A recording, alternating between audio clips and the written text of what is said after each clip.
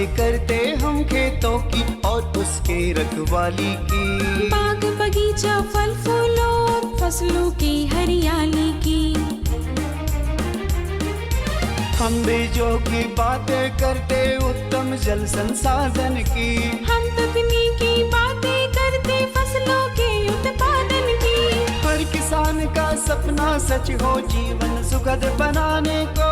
गाँव-गाँव के हर आंगन का प्यारा सा ये दर्शन। कृषि दर्शन कृषि दर्शन कृषि दर्शन कृषि दर्शन कृषि दर्शन कृषि दर्शन कृषि दर्शन कृषि दर्शन। नमस्कार, स्वागत है आपका हमारे कृषि दर्शन कार्यक्रम में। मैं हूं नीतू कुमारी। हर रोज की तरह आज भी हम सबसे पहले देखेंगे कृषि समाचार और साथ ही जानेंगे मौसम का हाल। नमस्कार, कृषि समाचार में आपका स्वागत है। मैं हूं गोपाल कृष्ण। आइए देखते हैं आज कृषि समाचार में क्या है खास। गव्य विकास विभाग द्वारा चलाई जाती है मवेशी वितरण योजना। दलहनी फसलों में फली छेदक नियंत्रण के लिए करें जैविक दवाओं का प्रयोग। निकाय गुड़ाई के लिए बेहतर उपकरण है डच हो। राष्ट्रीय कृषि विकास योजना के तहत गव्य विकास विभाग द्वारा राज्य के कई जिलों में संकर नस्ल के दुधारू गायों का वितरण पशुपालकों के बीच अनुदान और बैंक ऋण के आधार पर किया जाता है। इस योजना का लाभ लेने के लिए प्रशिक्षित पशुपालक संबंधित विभाग में आवेदन दे सकते हैं। संकर नस्ल के दुधारू गायों का वितरण का लाभ वैसे पशुपालक जो गरीबी रेखा से नीचे हैं, स्वयं सहायता समूह के सदस्य तथा झारखंड डेयरी प्रोजेक्ट द्वारा संचालित दूध पद्धों के सदस्य हैं। साथ ही स्वयं सहायता समूह, प्रगतिशील किसान, युवा, शिक्षित, बेरोजगार, लघु उद्यमी और बड़े उद्यमी ले सकते हैं। इस योजना के अंतर्गत 2 गाय या भैंस से लेकर 500 गाय या भैंस तक अनुदान या बैंक ऋण पर लाभुकों को योगदान के अनुसार उपलब्ध कराई जाती है।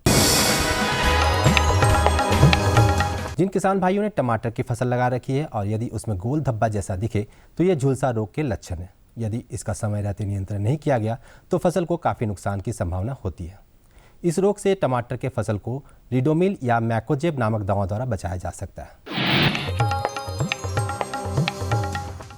सब्जियों में भिंडी हमारे यहाँ लगभग सभी क्षेत्रों में लगाया जाता है। जो किसान भाई इस समय भिंडी लगाने के इच्छुक है वे भिंडी के उन्नत प्रभेदों का चुनाव करें।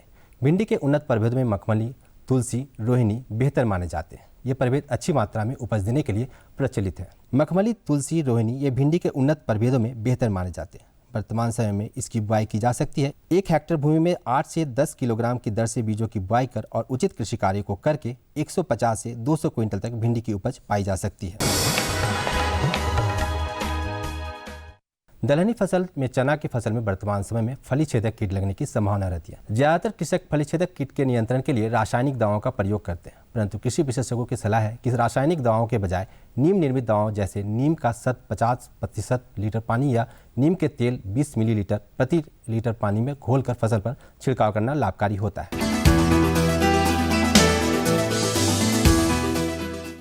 निकाय गुड़ाई के काम को बेहतर तरीके से करने के लिए किसान डच हो का इस्तेमाल कर सकते हैं। इस कृषि उपकरण से खेत में निकाय गुड़ाई करने के साथ साथ नाली और मेड़ भी बनाया जा सकता है। यह है डच हो। निकाय गुड़ाई के काम के लिए निर्मित इस उपकरण से खेत में नाली और मेड़ भी बना सकते हैं। डच हो द्वारा एक दिन में लगभग 15 डिसमिल खेत में लगे फसलों की निकाई की जा सकती है। इस उपयोगी उपकरण को बिरसा कृषि विश्वविद्यालय के अभियंत्रण विभाग से प्राप्त किया जा सकता है। और अब एक नजर राज्य के कुछ प्रमुख शहरों के मौसम के मिजाज पर। आज राज्य के कुछ प्रमुख शहरों के तापमान इस प्रकार दर्ज किए गए। रांची अधिकतम 26 डिग्री सेल्सियस, न्यूनतम 14 डिग्री सेल्सियस। देवघर अधिकतम 28 डिग्री सेल्सियस और न्यूनतम 17 डिग्री सेल्सियस। जमशेदपुर अधिकतम 29 डिग्री सेल्सियस और न्यूनतम 17 डिग्री सेल्सियस। मेदिनीनगर अधिकतम 28 डिग्री सेल्सियस और न्यूनतम 14 डिग्री सेल्सियस। धनबाद अधिकतम 26 डिग्री सेल्सियस और न्यूनतम 16 डिग्री सेल्सियस। कृषि समाचार में आज इतना ही। बेहतर कृषि कार्य करें, परंतु कोरोना बचाव के सभी नियमों का पालन करते हुए, क्योंकि जब तक दवाई नहीं तब तक ढिलाई नहीं। अगले अंक में फिर मुलाकात होगी नए कृषि समाचारों के साथ। तब तक के लिए दीजिए इजाजत। नमस्कार, जोहार। अभी आपने देखा कृषि समाचार, जिसमें आपने देखा कि कैसे हमारे किसान भाई बहन अपनी खेतों में मेहनत करके अपनी खेती को और आगे बढ़ा रहे, और साथ ही आपने देखा मौसम का हाल। यहाँ पे रुकेंगे एक छोटे से विराम के लिए, जल्द होंगे हाजिर।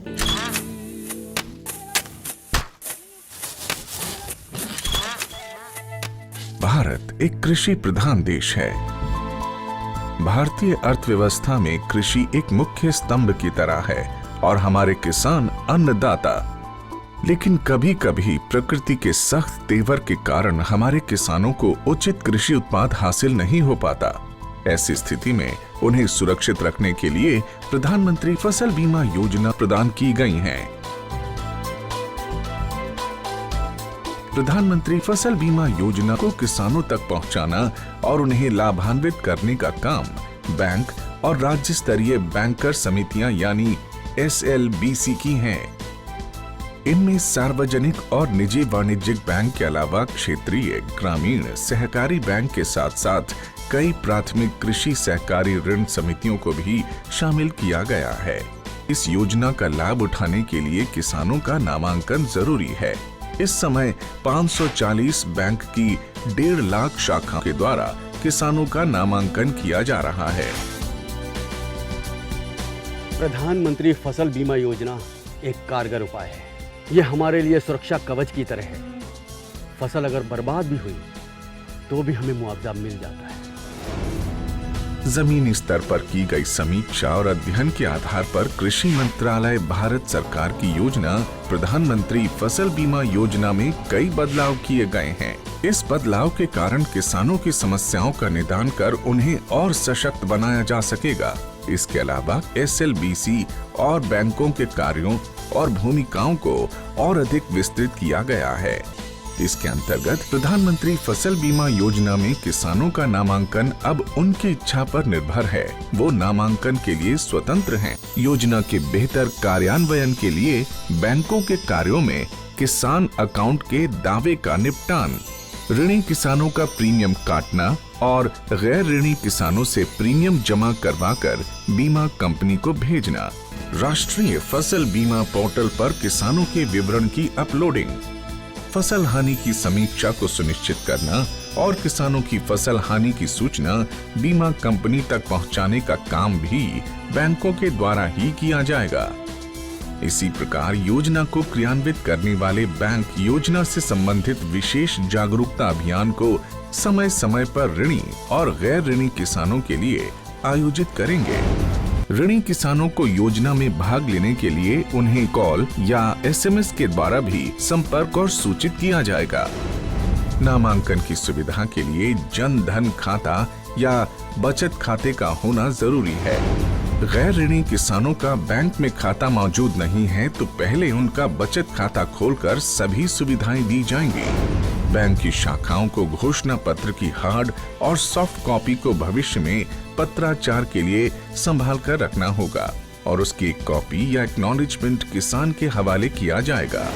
नामांकन के लिए कट ऑफ डेट से 2 दिन पहले तक बीमा के लिए फसल का नाम बदलने का प्रावधान होगा। बैंक की शाखाएं नेशनल क्रॉप इंश्योरेंस पोर्टल पर सभी विवरण भी दर्ज करेंगी। सभी किसानों और विशेष ऋणी किसानों के आधार नंबर को जांचकर बैंक द्वारा अपडेट किया जाएगा। राज्य और जिला अधिकारी संबंधित एजेंसी और बीमा कंपनी के समक्ष किसानों को शिकायतों की सुविधा प्रदान करने का काम भी बैंकों के द्वारा किया जाएगा। SLBC बैंकों के लिए स्थापित एक शीर्ष संस्था है। यह संस्था राज्य सरकार और भारत सरकार के साथ समन्वय स्थापित कर सदस्य बैंकों के द्वारा प्रधानमंत्री फसल बीमा योजना को क्रियान्वित कर भारत के किसानों को सशक्त करने का काम कर रही है और उसका सीधा लाभ हमारे देश के किसानों तक पहुंचाया जा रहा है। सशक्त किसान, देश की शान। विराम के बाद आपका स्वागत है हमारे कृषि दर्शन कार्यक्रम में। किसान भाइयों, आज हम सबसे पहले बात करेंगे तसर की खेती से आमदनी दुगनी कैसे करें। किसान भाइयों, आज मैं सबसे पहले अगर आपको बता दूं कि तसर रेशम का ही एक प्रकार है जिसको अनेक देशों में जिसकी खेती की जाती है, परंतु भारत एक ऐसा देश है जिसमें रेशम के हर एक प्रकार का खेती को किया जाता है। इसीलिए भारत देश को रेशम की खेती के लिए उत्तम स्थान दिया गया है। रेशम की बनी वस्तुओं की कीमत बहुत ही अधिक होती है, ये हम सब जानते हैं। तो उसी प्रकार रेशम की खेती करने से जो भी किसान भाई बहन रेशम की खेती करते हैं उससे उनको बहुत ही अच्छी आमदनी प्राप्त होती है।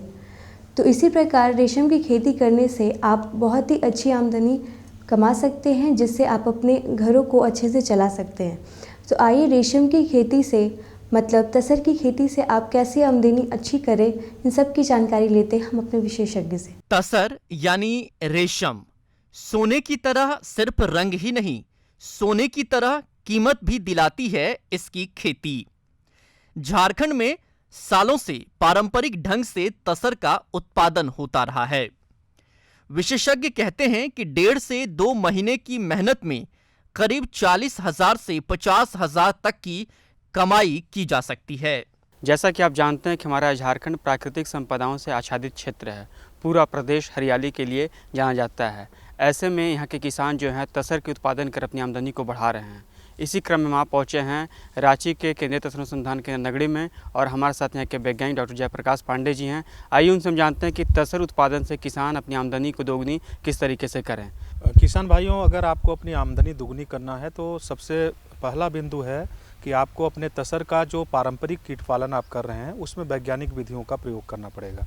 वैज्ञानिक विधि का जो प्रयोग उसमें करना है, उसमें खाद्य पौधे का देख रेख का सबसे पहला अवयव आता है कि शुरू में आप जो उर्वरक की मात्रा करते हैं उसके स्थान पे आप ग्रीन मैनरिंग का उपयोग करें। जैसे सनहैम ढैंचा लगभग 20 से 25 किलोग्राम प्रति हेक्टेयर की दर से अगर सनहैम ढैंचा का प्रयोग करते हैं तो क्या होगा कि आपके मिट्टी की उर्वरा शक्ति काफ़ी अच्छी बढ़ेगी, और उससे जो आपको उत्पादन होगा, जो पत्तियों में बढ़वार होगी काफ़ी अच्छी होगी, और उससे जो कोकून होंगे वह कोसा जो है बहुत ही उच्च गुणवत्ता के होंगे, और आपको आमदनी में मुनाफा होगा और साथ साथ आपको अपने आय में दुगुनी करने में मदद मिलेगी।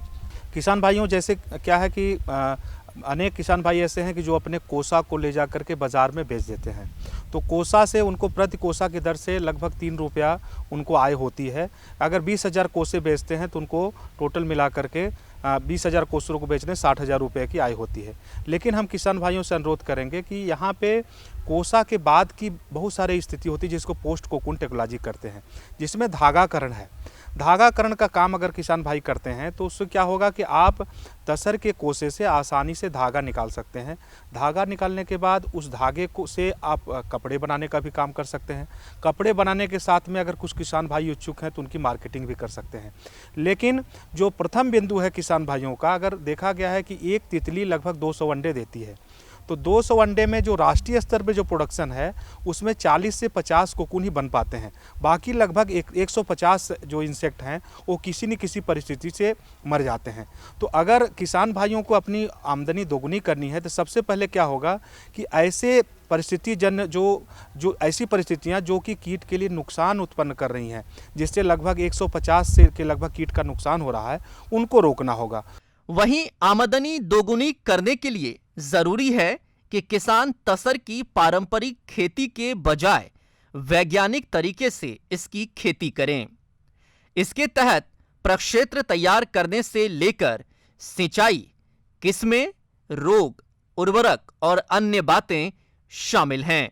उसमें सबसे पहला आता है कि जब हमारा कीट चाकी छोटी अवस्था में रहता है उस दौरान हमारा लगभग 15 से 20% नुकसान हो जाता है, जिसमें भौगोलिक परिस्थितियां एक बहुत महत्वपूर्ण है, वातावरण की परिस्थितियां महत्वपूर्ण है।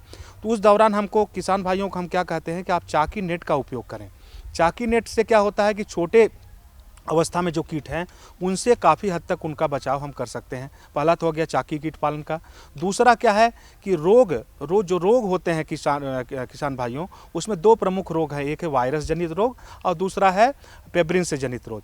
तो पेब्रिन जनित रोग को रोकने के लिए सबसे अच्छी प्रणाली क्या है कि हम जहाँ से अपने सीड लाते हैं, जहाँ से बीज लाते हैं, वह उच्च गुणवत्ता का हो। तो इससे क्या होगा कि हम उच्च गुणवत्ता के सीड भी लाएंगे, और बीमारियों से बचाने के लिए क्या है कि हमारे पास हमारे संस्थान में जीवन सुधा और एलएसएम नाम की 2 दवा है, उनका अगर हम प्रयोग करते हैं तो काफ़ी हद तक हम बीमारियों से नुकसान से उनको बचा सकते हैं। तो इस आधार पर भी किसान भाइयों की आमदनी दोगुनी करने में सहायक होगा।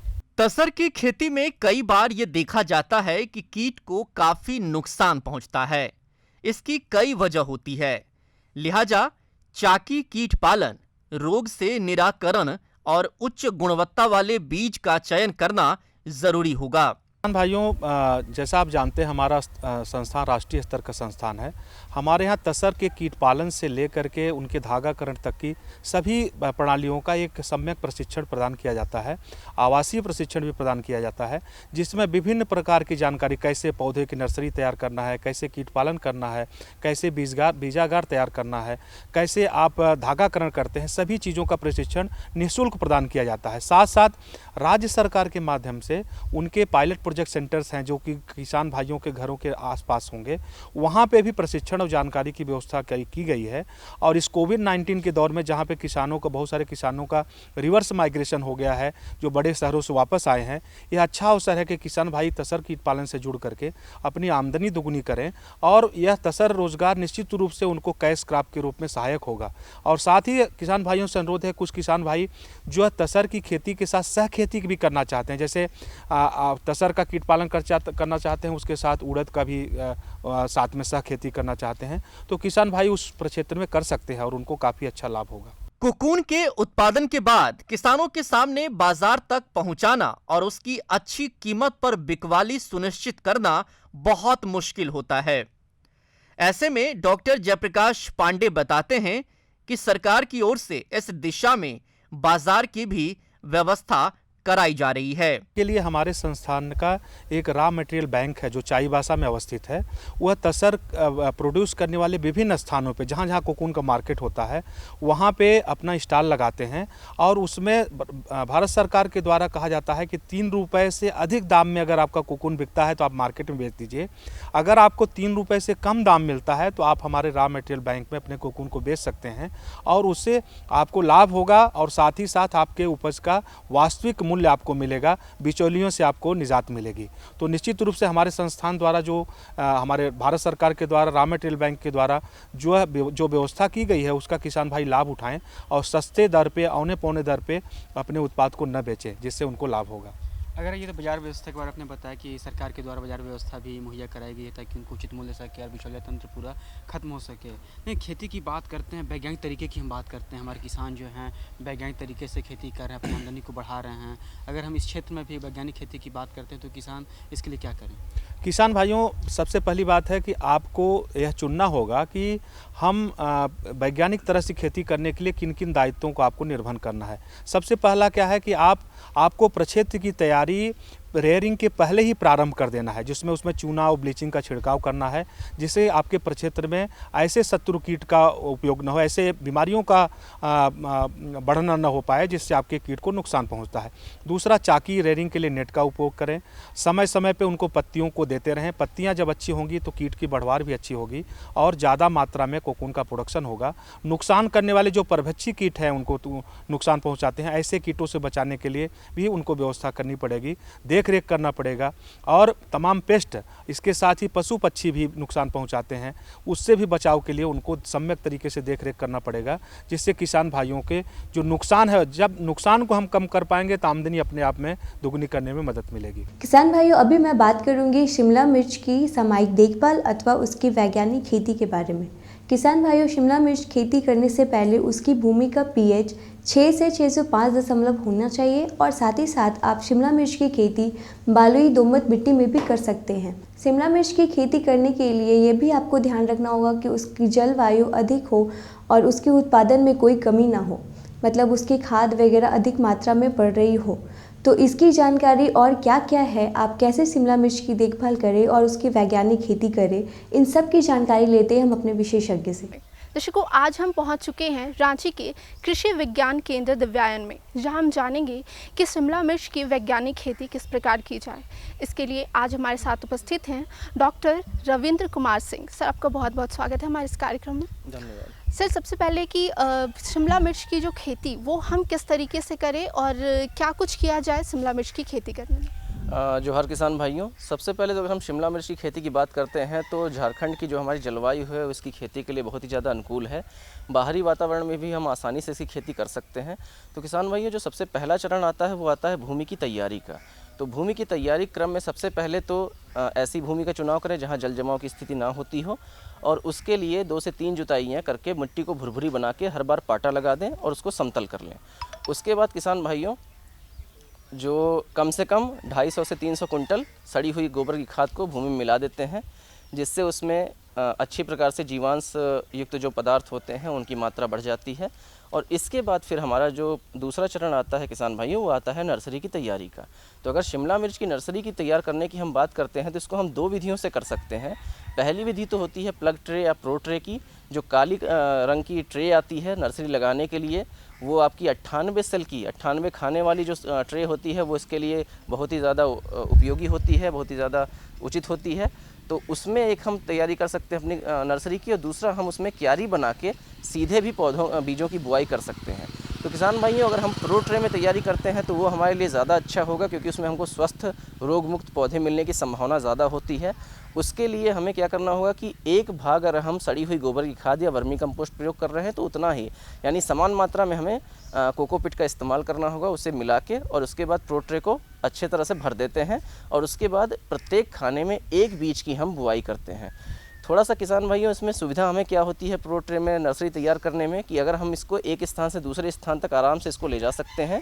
तो जब भी हमें किसी संरक्षित संरचना में हम इसको आराम से इसकी नर्सरी तैयार कर सकते हैं, और बाहरी वातावरण की अपेक्षा जो है इसमें रोग मुक्त नर्सरी की तैयारी होती है, और किसी भी प्रकार की जो बाहरी वातावरण यानी बरसात हो गई या कोई प्रतिकूल वातावरण की इसमें जो दिक्कत होती है वो नहीं आती है।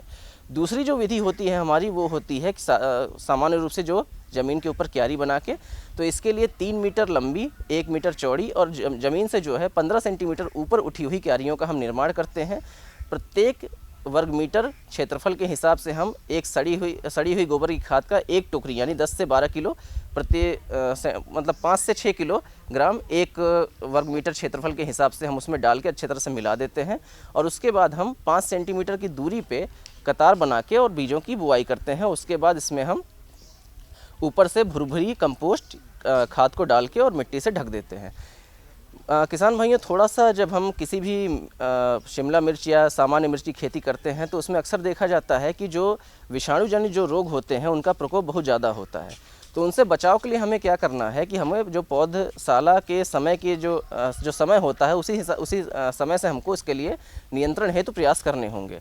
उसके लिए चूँकि जो विषाणु जनित रोग होते हैं वो सफ़ेद मक्खी मुख्य रूप से उसका जो रोग जो कारक होता है सफ़ेद मक्खी होता है। तो उसके नियंत्रण के लिए हमें क्या करना होगा कि पहले तो अगर हम प्रो ट्रे में नर्सरी तैयार कर रहे हैं तो इंसेक्ट प्रूफ नेट हाउस जो होता है उसके अंतर्गत हम तैयार करें। तो हमारा जो कीट रोधी जाली जिसको हम हिंदी में बोलते हैं उसका हम प्रयोग कर सकते हैं। दूसरा, अगर हम क्यारी बना रहे हैं तो उसमें अगर संभव हो तो उसे हम कीट रोधी जाली से उसको ढक दें ऊपर से, जैसे हम घरों में मच्छरदानी इस्तेमाल करते हैं उस तरह से बांस लगा के चारों ओर उसके। और यदि वो संभव नहीं है तो जो कीटनाशी एक बाज़ार में इमिडाक्लोपिड दवा नाम से 17.8 SL की जो दवा आती है उसका 1 ml को 3 लीटर पानी में घोल के साप्ताहिक अंतराल पे या 10 दिन के अंतराल पे उसका छिड़काव करते रहें।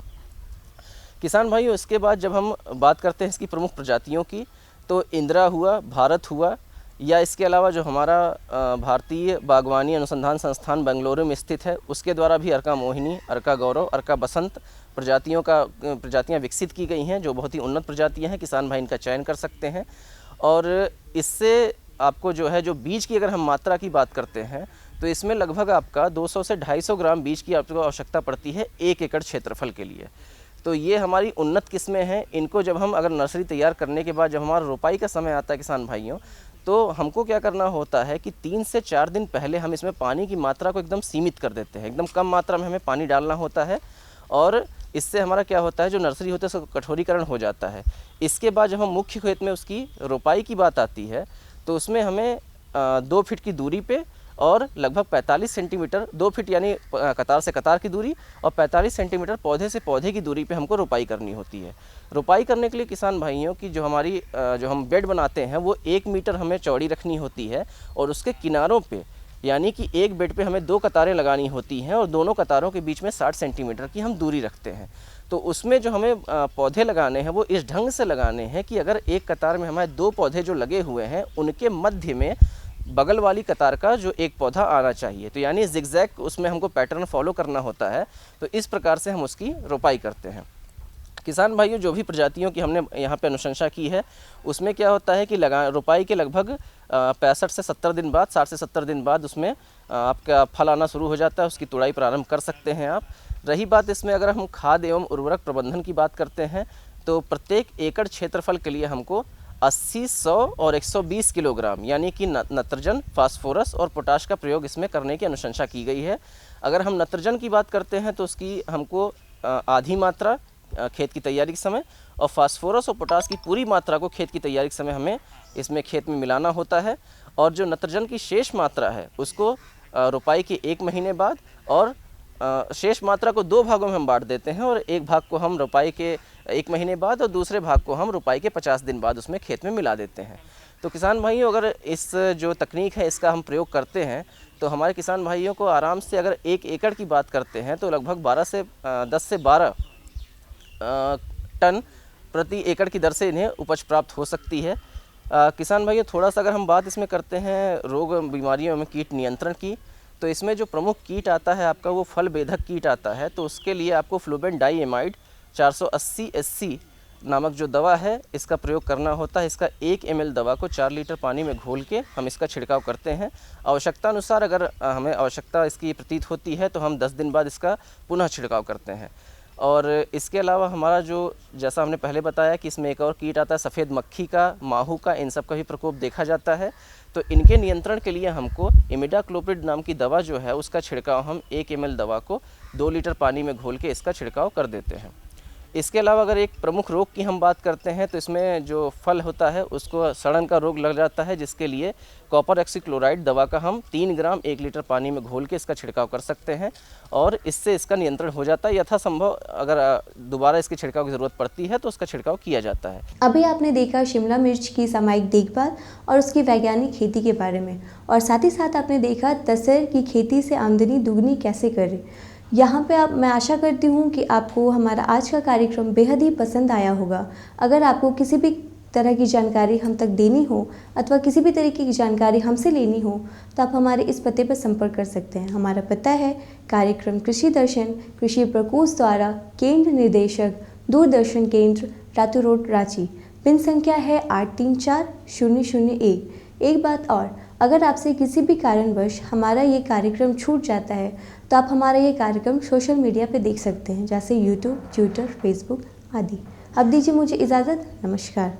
हम बीजों की बातें करते उत्तम जल संसाधन की, हम तकनीकी बातें करते फसलों के उत्पादन की। हर किसान का सपना सच हो जीवन सुखद बनाने को, गाँव-गाँव के हर आंगन का प्यारा सा ये दर्शन। कृषि दर्शन, कृषि दर्शन, कृषि दर्शन, कृषि दर्शन, कृषि दर्शन, कृषि दर्शन, कृषि दर्शन, कृषि दर्शन।